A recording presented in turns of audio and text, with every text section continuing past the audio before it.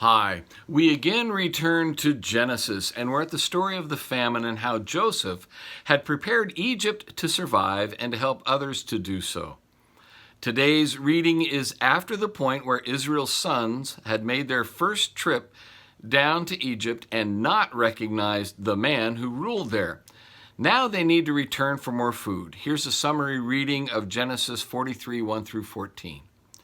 Now the famine was severe in the land, and when they had eaten the grain that they had brought from Egypt, their father said to them, "Go again, buy us a little food." But Judah said to him, "The man solemnly warned us, saying, 'You shall not see my face unless your brother is with you.'" Israel said, "Why did you treat me so badly as to tell the man that you had another brother?" They replied, "The man questioned us carefully. Could we in any way know that he would say, 'Bring your brother down'?" Then their father Israel said to them, "If it must be so, then take also your brother and arise, go again to the man." Now, surely this is not the first time they had this conversation in the days since the boys returned from their first journey. And yet still, Israel does his Monday morning quarterbacking by asking questions about why his eldest son acted so poorly. Why did they have to tell the man leading Egypt and controlling the food about Benjamin? And as Judah pointed out, again, I'm sure, to his dad about how was he supposed to know what the man would ask? In other words, Judah is telling his dad, Israel, "You weren't there, so you can't keep up with your Monday morning quarterbacking." Of course, we know that all this stems from Judah and the other brothers not recognizing the man in Egypt for who he was. He was their brother Joseph, whom they had sold into slavery years before. They simply could not see this man as their brother. How much like them are we?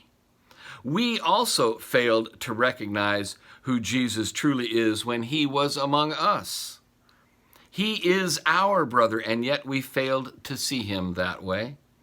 Anyway, Israel reluctantly sends his beloved youngest son, Benjamin, because that is what the man required, so they could at least come into his presence to ask to purchase food. Thus, the requirement, the cost for the privilege of seeing the man to buy the food needed to survive, hinged on the one beloved son of Israel leaving his father to go and do what was necessary for their salvation. So here we have salvation for the nation of Israel coming from sending the one person who was required in order to gain access to the one person who could provide the food of life. The parallel to Jesus is striking for meeting our needs, is it not?